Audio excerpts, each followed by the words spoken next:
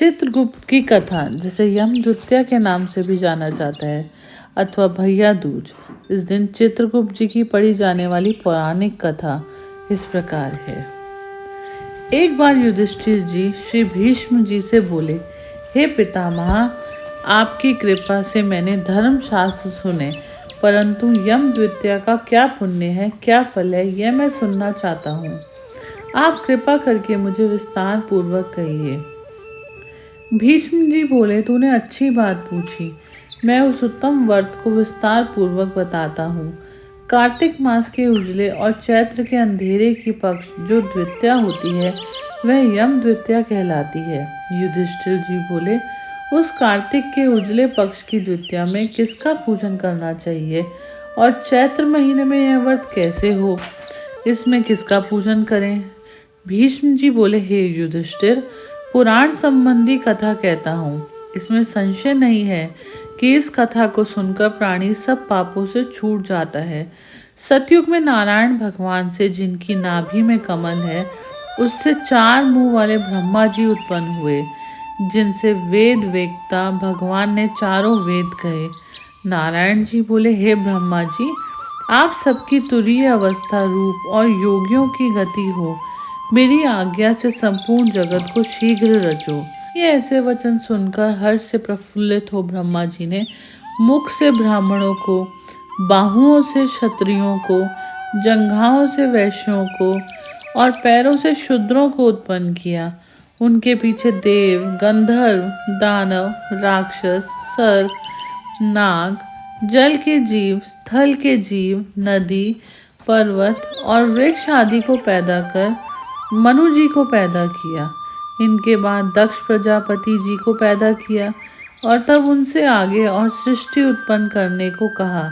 दक्ष प्रजापति ने 60 कन्याएं उत्पन्न करी, जिनमें से 10 धर्मराज को, 13 कश्यप को और 27 चंद्रमा को दी।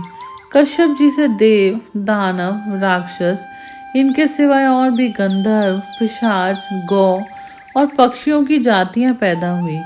धर्मराज को धर्म प्रधान जानकर सबके पितामह ब्रह्मा जी ने उन्हें सब लोकों का अधिकार दिया और धर्मराज से कहा कि तुम आलस्य त्याग कर काम करो।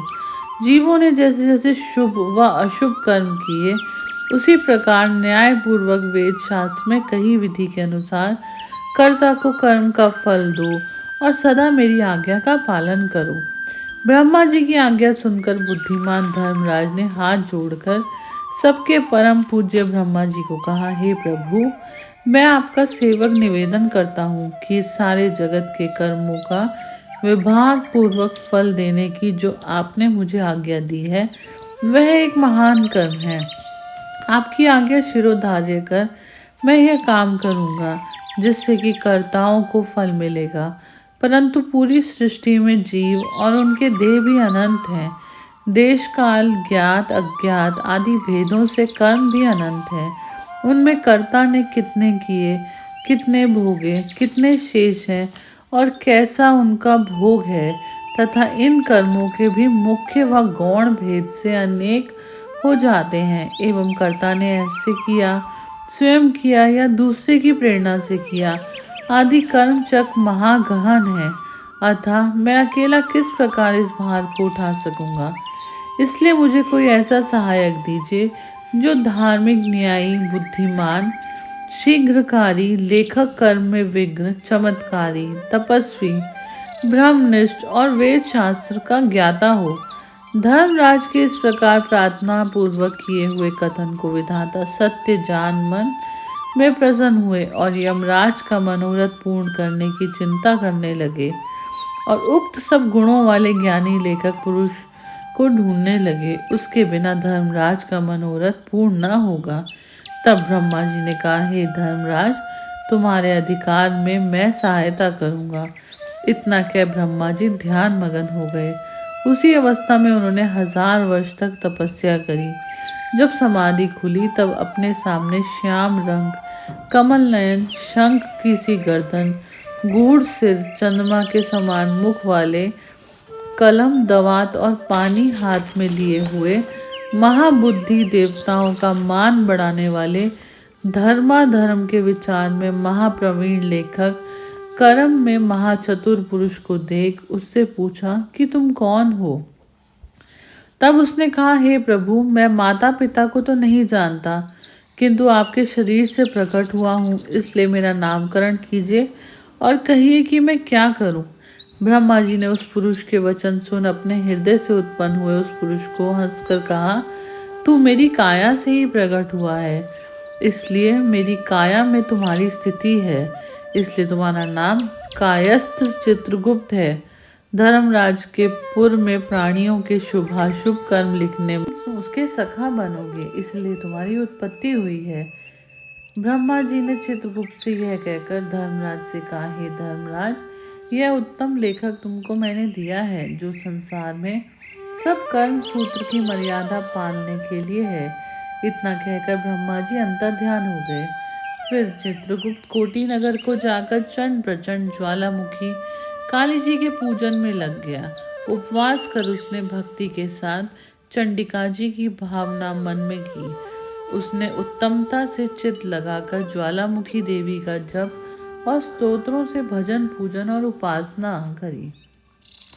इस प्रकार की, हे जगत को धारण करने वाली, तुमको नमस्कार है। महादेवी, तुमको नमस्कार है।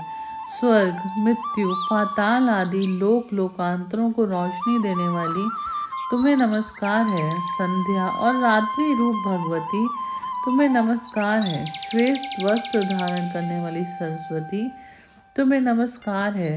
सत रज तमोगुण रूप देव गणों को कांति देने वाली देवी, हिमाचल पर्वत पर स्थापित आदि शक्ति चंडी, तुम्हें नमस्कार है। उत्तम और न्यून गुणों के रहित वेदों की प्रवृत्ति करने वाली, 33 कोटि देवी देवताओं को प्रकट करने वाली, त्रिगुण रूप निर्गुण गुण रहित गुणों से परे गुणों को देने वाली, 3 नेत्रों वाली, 3 प्रकार की मूर्ति वाली, साधकों को वर देने वाली, दैत्यों का नाश करने वाली, इंद्रादि देवताओं को राज्य देने वाली, श्री हरि से पूजित देवी, हे चंडिका, आप इंद्रादि देवताओं को जैसे वरदान देती हैं, वैसे ही मुझे वरदान दीजिए। मैंने लोगों के अधिकार के लिए आपकी स्तुति करी है, इसमें संशय नहीं है। ऐसी स्तुति को सुन देवी ने चित्रगुप्त जी को वर दिया। देवी बोली, हे चित्रगुप्त, तूने मेरी आराधना पूजन करी, इससे मैंने आज तुमको वर दिया कि तू परोपकार में कुशल, अपने अधिकार में सदा स्थिर और असंख्य वर्षों की आयु वाला होगा। यह वर देकर दुर्गा देवी अंतर्ध्यान हो गई। उसके बाद चित्रगुप्त धर्मराज के साथ उनके स्थान पर गए और वे आराधना करने योग्य अपने आसन पर स्थित हुए।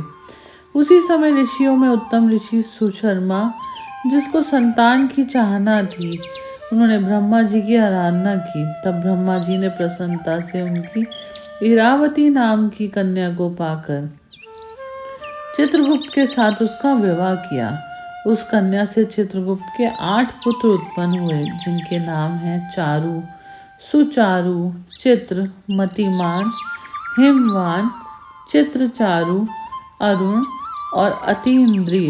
दूसरी, जो मनु की कन्या दक्षिणा चित्रगुप्त से विवाही गई थी, उसके 4 पुत्र हुए।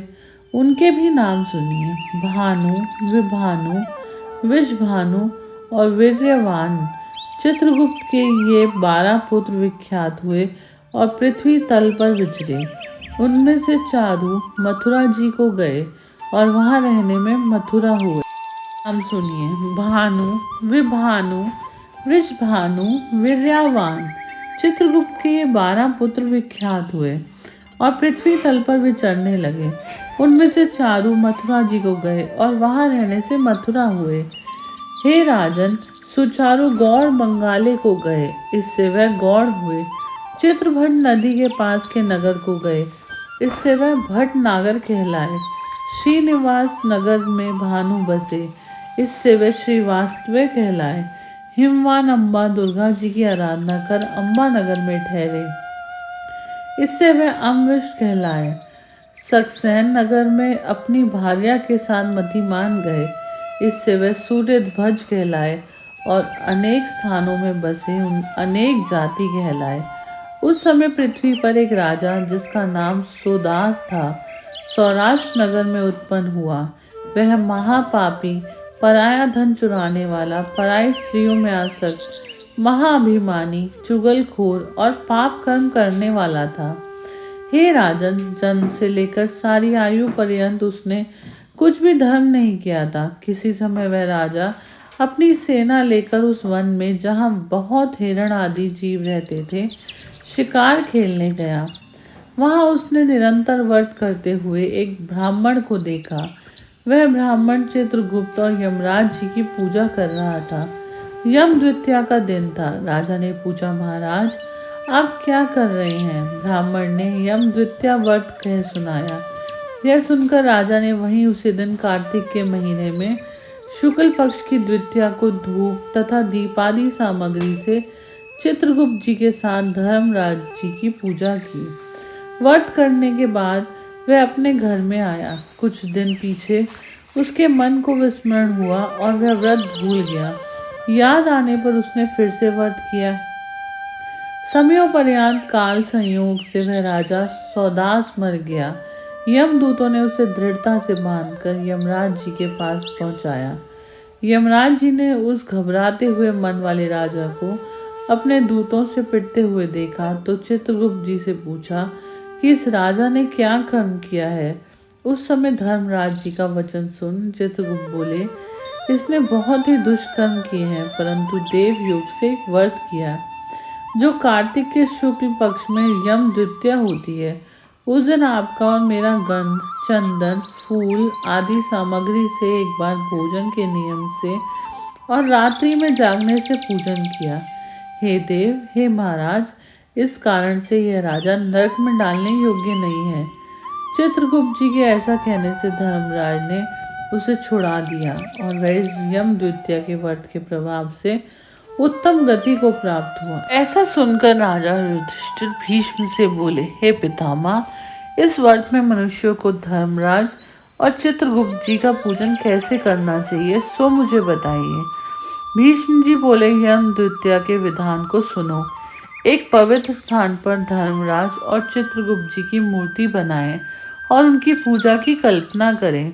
वहां उन दोनों की प्रतिष्ठा कर 16 प्रकार के व 5 प्रकार की सामग्री से श्रद्धा भक्ति युक्त नाना प्रकार के पकवानों, लड्डुओं, फल फूल, पान तथा दक्षिणा आदि सामग्रियों से धर्मराज जी और चित्रगुप्त जी का पूजन करना चाहिए। पीछे बारंबार नमस्कार करें। हे धर्मराज जी, आपको नमस्कार है। हे चित्रगुप्त जी, आपको नमस्कार है। पुत्र दीजिए, धन दीजिए, सब मनोरथों को पूरा कीजिए। इस प्रकार चित्रगुप्त जी के साथ श्री धर्मराज जी का पूजन का विधान है। इस विधि से दवात और कलम की भी पूजा करें। चंदन, कपूर, अगर और नवेद, पान, दक्षिणा आदि सामग्री उसे पूजन करें और